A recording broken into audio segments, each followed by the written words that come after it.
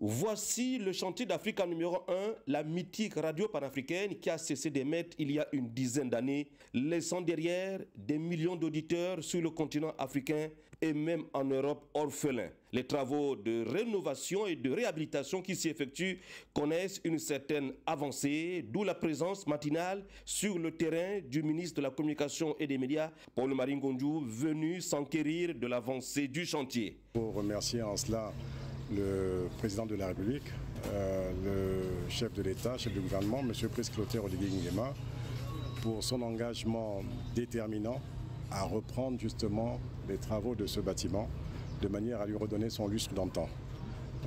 Je pense que c'est aussi la volonté de vouloir relancer, n'est-ce pas, cette radio panafricaine qui demande effectivement que tous ceux qui sont les infrastructures concourant, n'est-ce pas, à la production radiophonique puissent être à nouveau sur pied.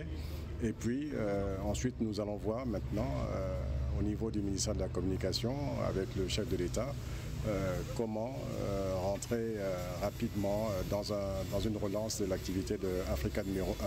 Les travaux engagés depuis plusieurs mois sont à 65-70% de réalisation. Ceux concernant l'électricité du réseau d'eau usée et d'eau pluviale sont terminés. Les travaux en cours sont la pose habillage extérieur, la peinture, le plafonnage, la menuiserie extérieure.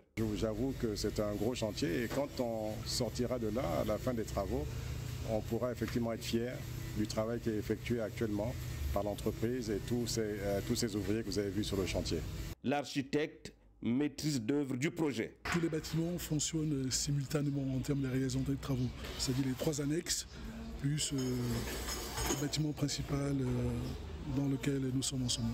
Le chantier est vaste et colossal. Le ministre a fait le tour complet du site, des bureaux en passant par les studios, la salle de rédaction et d'autres compartiments en pleine rénovation, la salle des archives audio d'Africa numéro 1, touchée par l'usure du temps, a suscité l'attention particulière du ministre de la Communication et des Médias, Paul-Marie Ngondiou, qui a instruit séance tenante ses proches collaborateurs à tout mettre en œuvre pour numériser et sauvegarder cette mémoire gabonaise. Mission rempli ce 24 juin 2025, le patron de la communication et des médias a quitté le chantier sur une note d'optimisme partagé.